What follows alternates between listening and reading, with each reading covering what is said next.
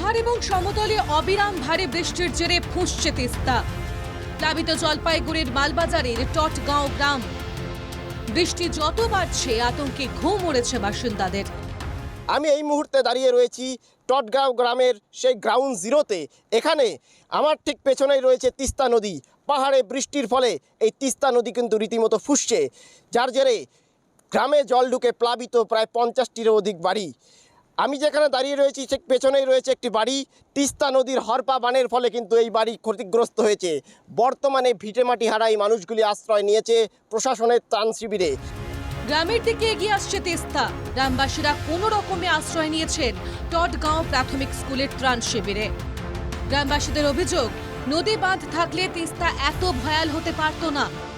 বারবার প্রশাসনকে জানালেও বাঁধ নির্মাণের কোনো উদ্যোগ নেওয়া হয়নি বলে অভিযোগ।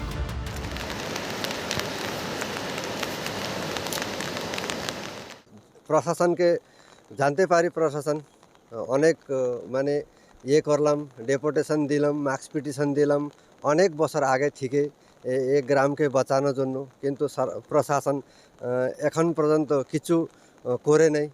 यहाँ पे 4 दिन हो गए स्कूल आते हुए, 15 दिन से ज़्यादा हो गया। उन नीचे में पानी घुसा। अंचल से आता है खाना पीना।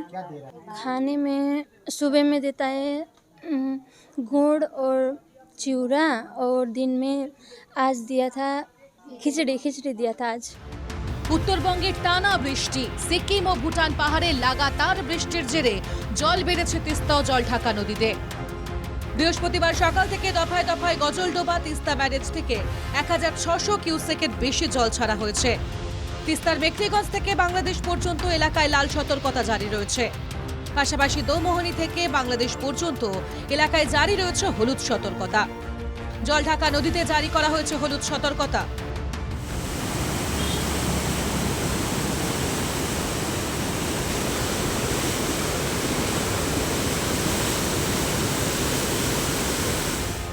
মেঘের আড়ালে মুখ ঢেকেছে পাহাড়ের রানী দার্জিলিং। কয়েকদিন ধরেই চলছে টানা বৃষ্টি। দার্জিলিং এর ম্যাল, চকবাজার, হিলকার্ট রোডে বৃষ্টি মাথায় নিয়েই চলছে নিত্যদিনের কাজ। টানা বৃষ্টিতে উত্তরবঙ্গের বিভিন্ন জেলায় বন্যা পরিস্থিতি।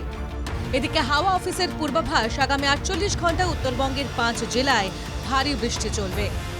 এখনই দুর্ভোগ থেকে রেহাই নেই উত্তরবঙ্গের।